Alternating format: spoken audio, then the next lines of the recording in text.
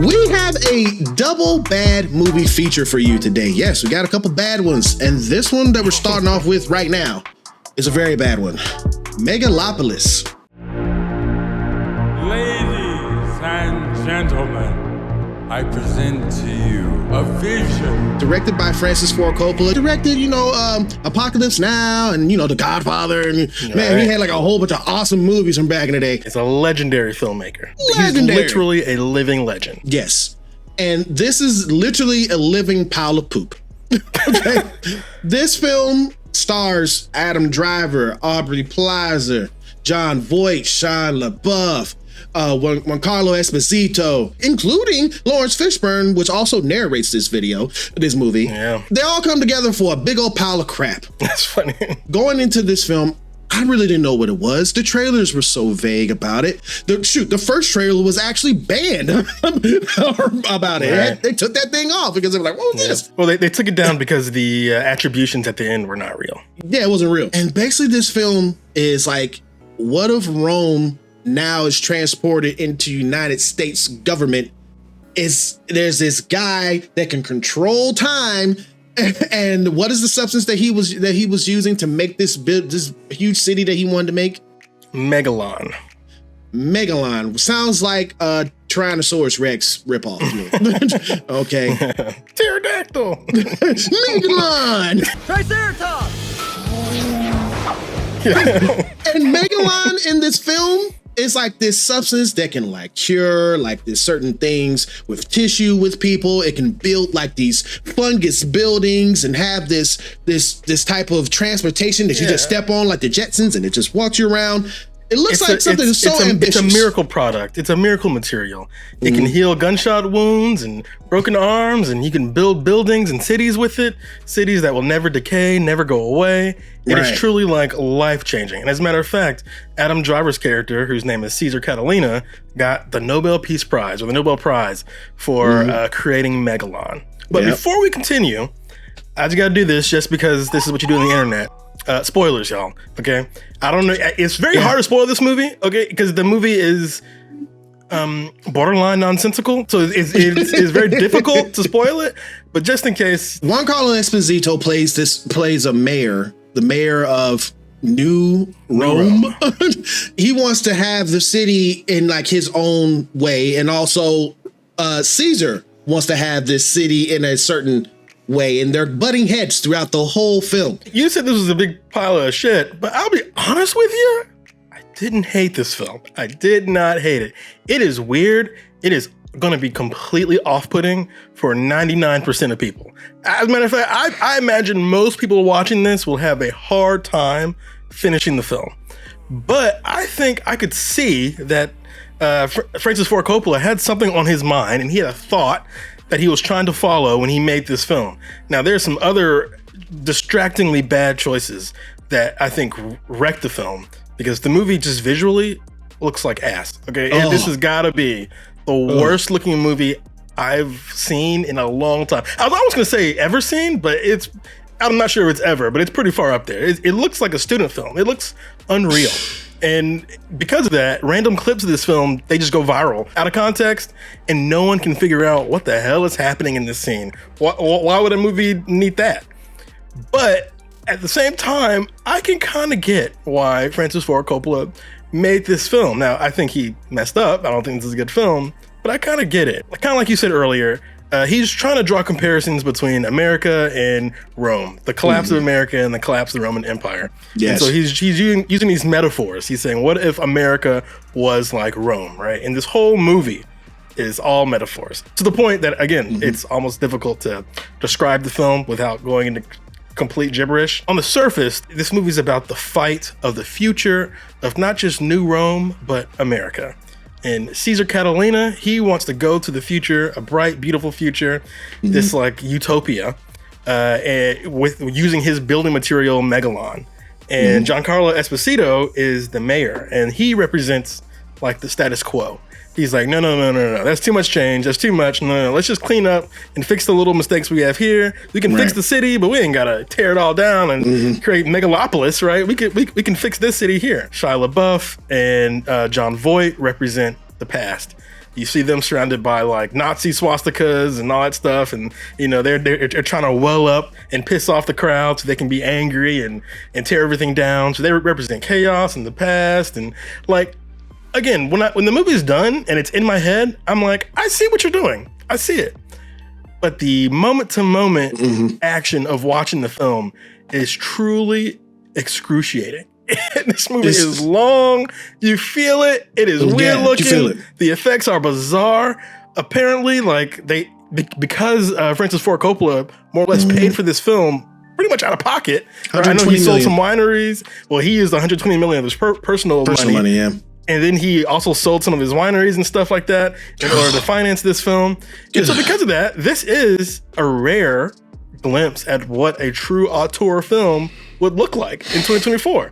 Apparently, there was no producer over his shoulder. He just did whatever he wanted, which made apparently, you know, the day-to-day moments on the set very contentious, very tough, because he would just change the script at the last second, and it would require, you know, effects, and the effects team was like, what the heck? And they quit. The whole effects team quit at some point in the film. You can see it. Yeah, you can. But again, that's not unusual for Francis Ford Coppola. Francis Ford Coppola's sets are usually very contentious, and he's known for being a very difficult director. But the end result is usually like The Godfather.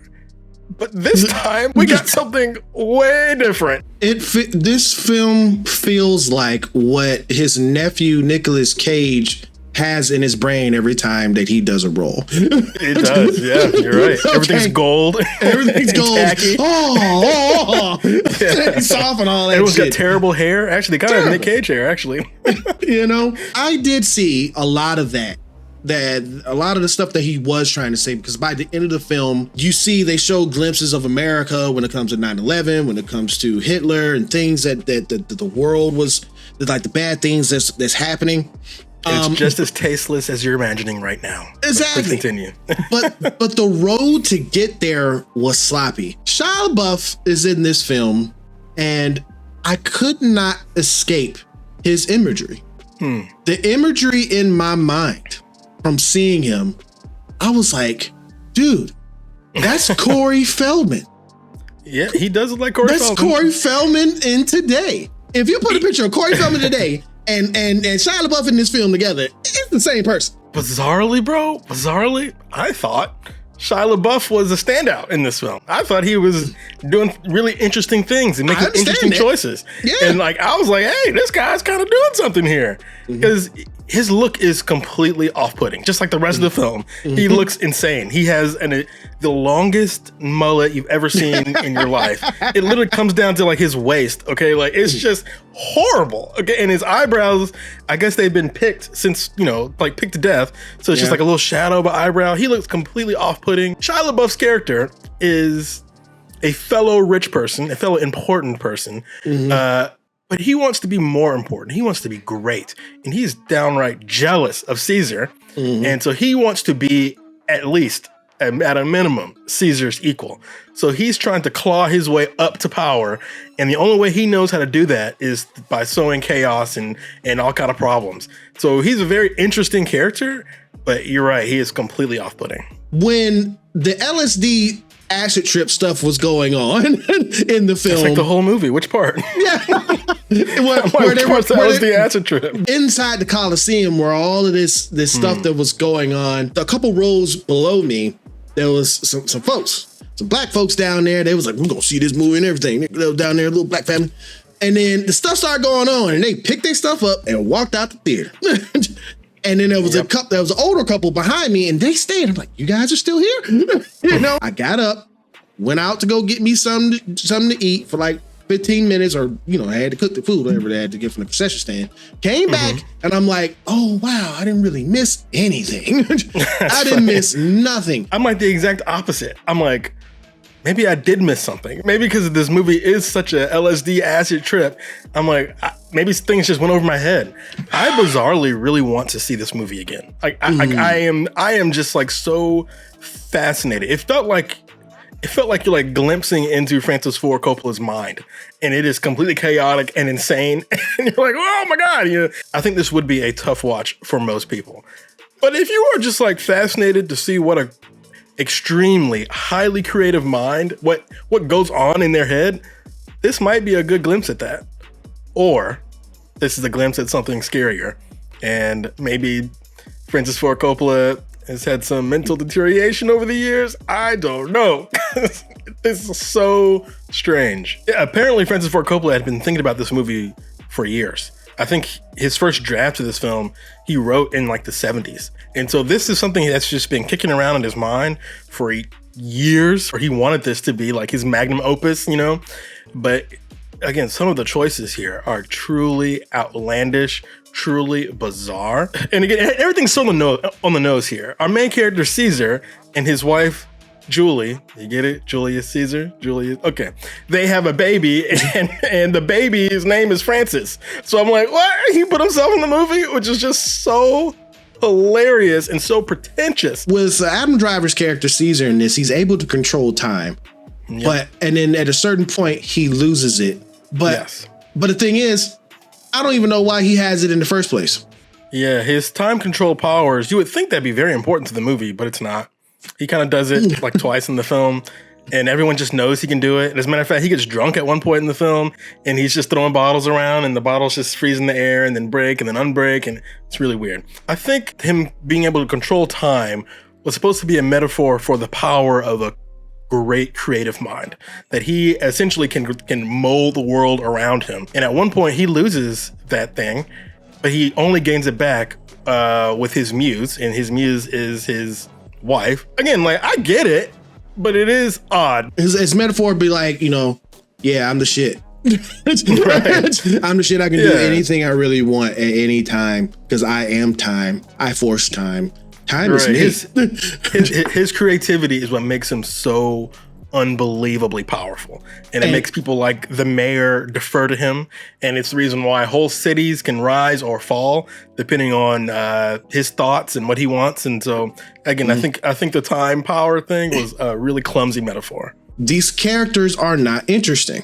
They're just I like the characters. They're not interesting to me. They're not at all. I mean, if there's only one character that's interesting, it's because his behavior is Shia LaBeouf. But everyone else is not interesting. Lawrence Fishburne wasn't interesting. No. Was it Dustin Hoffman was in this thing? He was a blip of a memory to be gone. You know, and he apparently died off screen, and we learned that in a flashback. We're like, what? Exactly. It felt like someone's like, hey, maybe we should explain why Dustin Hoffman is no longer in the film. And Francis Ford Coppola's like, oh shit, yeah. That's kind of what it felt like, you know? I've been dreaming of this movie for like, 40, 50 years, but I forgot. I forgot about that. Yeah. He was getting ready to like sign a book of this kid. And it takes him 19 years to sign his name in the book. And you're like, I know what's going to happen. This kid's a mark. He's going to try to blow his brains out. And it happened just like that. And then when that happened, I was like, my big gulp almost empty. That's funny. Our main character gets his brains blown out in the film. And he's like, okay. He's just like, I'm good. The movie continues. He's got like a little like bandage on his head that he takes off. And he's got like a glowing like skull underneath. But then even that goes away at some point. This movie is absolutely bizarre. Okay. Truly outlandish. First of all, why does the movie look like this? Right? You talked about this before. What? Godfather looks like Godfather, okay? And why does this movie look like this? We know, obviously, Francis Ford Coppola can make a beautiful film. Did he purposefully make this movie look like this? Like Aubrey Plaza, her power doesn't come from time stopping. It comes from like, I guess her crotch, because she just has sex with people and climbs the social ladder, you know? And then at the same time, Lawrence Fishburne is just relegated. By the way, this is Lawrence Fishburne, okay? Very fantastic actor. He's relegated to being out of focus behind Adam Driver in a lot of the shots. If this were any other director, I'd say, well, the director messed up. But this is Francis Ford Coppola. I think this is a movie that will be studied for years. Again, I want to stress, this movie is bad, okay? It's a bad film. Yeah. But it is not without value. But we watched another film that is also bad, and I think has no value at all. They believe Arthur Fleck to be some kind of martyr. It has Joaquin Phoenix as, Arthur Fleck, and they have Lady Gaga as Lee Quinzel. Or Lee Quinzel. Right. This movie is all about Joker 1. Actually, it's like completely obsessed with the events in Joker 1. Yes. All it does is just say, hey, remember those things that happened in Joker 1? We're going to talk about it in detail in a court law type of courtroom drama. It's a courtroom drama, which is like, it could be interesting in that, but it wasn't executed right in that. And a lot of this execution has to do with a lot of people are saying around these parts in this film, the musicals. Yes. This is a musical. I think it was called a jukebox musical. The Joker is basically going to be going to trial for these 5 murders that he committed. And he meets Harley Quinzel. She is like in love with him. She's like, oh my gosh, I saw that kind of Lifetime biopic that they did on you, and I'm such a big fan of you. And she's like obsessed with the image of Joker. In the film, when she meets him, he's not in that Joker persona. The movie starts off like those old school films that when Warner Brothers used to show a feature film, they would show a cartoon with Bugs Bunny and stuff before it, a little short film cartoon. Yeah, the movie starts with a cartoon, and the cartoon is Joker fighting against his shadow self. And his shadow self is the Joker we all know, who's violent and crazy. But Arthur himself is not that. Arthur is like kind of like an idiot, I feel like people forgot or didn't realize that Joker 1 was bad. Like, why did we get a sequel to that? Like, the first Joker was a piece of shit, but it got so much publicity because there was a theater shooting that happened not too long prior, so people were like, oh, might be another theater shooting. I understand why Joker 2 is a mess. I get it. There was a clear calculus that set Joker up for failure. Because most people today, they don't actually care about the story. They don't want to see a story. They don't like a story. They don't. They just want nostalgia. They want to feel nostalgia, and they want to recognize things and hear music they've heard before and hear a story they've seen before. It's like comfort food, right? And so that's what this movie's trying to do. It's trying to give you that comfort food. But it does it in such a bizarre, stupid way, because every once in a while, this movie will just break out into song. Now, not song and dance. Nope, because Todd Phillips doesn't have that talent. He's not shooting this like it's a real musical with dancers and lights and is really excited. No, Todd Phillips doesn't have that style. He doesn't have that skill. So he shoots the musical moments just like he shoots everything else. It looks gloomy and nasty and gross, and people are mumbling their words. So this movie makes all kinds of terrible studio choices that, again, a studio exec would see that and say, hell yeah. Put Lady Gaga in your movie? Hell yeah. Reference that sequel? Hell yeah. Reference other legacy characters in Batman? Hell yeah. But the end result is a mess. It's complete garbage. And I find that really fascinating. The only thing that I can say is a shining light out of this is the ability of Joaquin Phoenix when he was actually cross-examining, because he fired his lawyer in the film. And he's cross-examining and he's in the Joker persona because he feels like he needs to be. He's doing this Southern drawl courtroom thing, which I thought was really good. It took me a while to the very end of the film to try and understand what this movie is even trying to tell me. Ultimately, this movie is like an internal war within Arthur. Who is actually the person driving the bus here? Is it the Joker or is it Arthur? Harley Quinn or Harley Lee, Lady Gaga, she's like, I like the Joker. I am in love with the Joker. Arthur can go kick rocks. I like the Joker. And there are multiple times where she more or less says this. She's like, before we have sex, I need you to put some makeup on. All right. I can't be having sex with you without the clown makeup. All right. Put that shit on. As a matter of fact, hey, sit still. I'll do it myself. I'll do it, And so she's like putting makeup on him. And there's a point in the film where Arthur realizes that he really is just Arthur Fleck. He's not actually Joker. Right. He goes up to Harley and couldn't be colder. She couldn't be less interested.